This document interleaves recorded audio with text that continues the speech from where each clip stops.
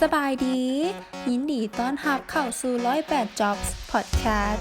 กับรายการ Newbie รายการที่จะพานักศึกษาไปเรียนรู้กับเรื่องเวียกข้าพเจ้าสุดารัตน์ลิมมณีรับหน้าที่ดำเนินรายการสบายดีมื้อนี้เนาะอาจจะเฮ็ดให้หลายคนสงสัยว่าน้ำเสียงคือแปลกไปเนาะก่อนอื่นหมดเนาะก็ขอแนะนำตัวอย่างเป็นทางการเลยข้าพเจ้าสุดารัตน์ลิมมณีหรือเอิ้นชื่อเล่นว่าเจี๊ยบก็ได้เนาะแม่นได้มารับช่วงโตในการดำเนินรายการ Newbie ต่อจากจินดาเพิ่นซึ่งในมื้อนี้เนาะแม่นเจี๊ยบจะพาทุกคนมารู้จักกับ4วิธีในการเลือกเวียกที่ดีให้กับตนเองคนบางคนเนาะโชคดีได้เฮ็ดเวียกที่ตัวเองรักและอีกบางคนโชคดีกว่าได้เฮ็ดเวียกที่รักแล้วก็ยังอยู่ในบริษัทที่ว่าตัวเองมักอีกด้วยแต่ในขณะเดียวกันก็มีบางคนที่ว่าขอเพียงตัวเองมีเวียกเฮ็ดก็ถือว่าโชคดีแล้วคนรุ่นใหม่คือกันกับพวกเฮาเด้ถ้ามีโอกาสเลือกเวียกได้เฮาควรเลือกเวียกแบบใดให้มีความสุขล่ะสำหรับมื้อนี้เนาะแม่นอยากให้ทุกคนลองเอา4วิธีที่เจี๊ยบจะบอกต่อไปนี้ไปเป็นแนวทางในการเลือกเวียกของเฮาลองเบิ่งเนาะข้อที่1เลยเฮาควรเลือกเวียกที่มีคุณค่าเพื่อหยัง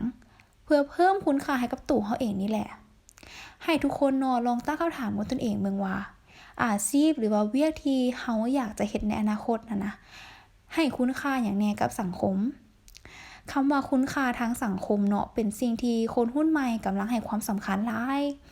ถ้าเวียกที่เฮาเฮ็ดนั้นเป็นเวียกที่ว่าเฮาจะได้ใช้ความสามารถแถมเป็นเวียกที่เฮามักพร้อมและเขาก็สามารถสร้างรายได้นำและยังบ่พอเพียงเท่านั้นยังสร้างประโยชน์ให้กับสังคมนำอีกเจ็บเชื่อเลยว่านอกจากที่ว่าเวียกตัวนี้จะเพิ่มคุณค่าให้กับตัวเฮาเองแล้วเนาะ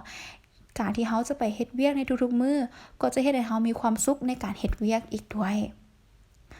ข้อที่2เนาะเฮาต้องเลือกบริษัทที่ว่าคิดดีรอบด้านทั้งอดีตปัจจุบันและอนาคตการได้ศึกษาความเป็นมาของบริษัทก่อนที่ว่าเฮาจะไปสมัครกับบริษัทนั้นๆเนาะจะเฮ็ดให้เฮาได้เห็นภาพการเจริญเติบโตของบริษัทการวางแผนกลยุทธ์ขีดความสามารถความมั่นคงที่พร้อมก้าวหน้าต่อไปและการที่เฮาได้รับรู้ถึงวิสัยทัศน์ภารกิจและก็ค่านิยมในการเฮ็ดเวียกเนาะก็จะเฮ็ดให้เฮาได้เห็นถึงมุมมองความคิดที่จะมีผลต่อกับเฮาในมื้อที่เฮาเข้าไปเฮ็ดเวียกนั่นเนาะเจ็บเชื่อเลยว่าถ้าเฮาได้เฮ็ดเวียกกับบริษัทที่มีภาพอนาคตชัดเจนและมีทิศทางความเชื่อในแบบเดียวกันกับเฮาแน่นอนเลยว่าทุกมื้อที่เฮาไปเฮ็ดเวียกเนาะเฮาก็จะมีความสุขความก้าวหน้าอย่างแน่นอนข้อที่3เนาะเฮาควรที่จะเลือกเวียกหรือว่าเลือกเฮ็ดเวียกกับมืออาชีพที่เปิดโอกาสให้เฮาได้โชว์ความสามารถการเฮ็ดเวียกเนาะก็คือการพัฒนาและการเพิ่มคุณค่าให้กับตัวเฮาเองนี่แหละฉะนั้นการที่เฮาได้เฮ็ดเวียกท่ามกลางคนเก่งๆผู้ที่มีประสบการณ์ผู้ที่ว่าเป็นมืออาชีพแถมในบริษัทเนาะยังมีบ่อนที่ว่าเป็นเวทีโชว์ความสามารถให้เฮาได้โชว์ศักยภาพที่เฮามีนะเทียบเชื่อเลยว่าทุกมื้อที่เฮาได้เฮ็ดเวียกเนาะก็จะเป็นทุกมื้อที่ว่าเฮาได้ก้าวหน้าเฮาได้พัฒนาให้เป็นคนที่ว่าเก่งก่อนคนในมื้อวานอย่างแน่นอนและข้อที่4เนาะเวียกที่เลือกเฮ็ดเปิดโอกาสให้เฮาได้ใช้ชีวิต2ด้านอย่างสมดุลทุกบริษัทเนาะที่มีความคิดใหม่จะให้ความสำคัญกับการใช้ชีวิตทั้ง2ด้านอย่างสมดุลด้านที่1คือการที่เฮาเนาะแม่นทุ่มเทในการเฮ็ดเวียกให้บรรลุเป้าหมายที่วางไว้และอีกด้านหนึ่งแม่นการใช้ชีวิต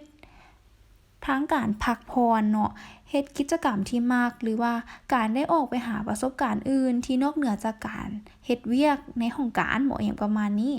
ซึ่งการที่ได้เฮ็ดเวียกกับบริษัทที่เข้าใจในแนวความคิดนี้และก็สนับสนุนเฮาในการใช้ชีวิตทั้ง2ด้านเจ็บเชื่อเลยว่าในการที่ว่าเฮาไปเฮ็ดเวียกในแต่ละมื้อนั้นก็จะมีความสุขและก็ความภาคภูมิใจอย่างแน่นอนสุดท้ายนี้เนาะเจ๊ก็หวังว่า4วิธีที่เจี๊ยบได้แนะนำทุกคนไปจะสามารถเฮ็ดให้ทุกคนสามารถเลือกเวียกที่ว่าดีสำหรับตนเองได้ และอีกอันนึงเนาะสำหรับไผที่ว่าต้องการฝากประวัติหรือว่าไผที่กำลังโซกเวียกทั้ง full time และก็ part time สามารถดาวน์โหลดแอปพลิเคชัน108 jobs ของเฮาได้แล้วเด้อทั้ง job จิบๆและก็108 job สุดท้ายนี้เนาะก็ สุดท้ายอีกแล้ว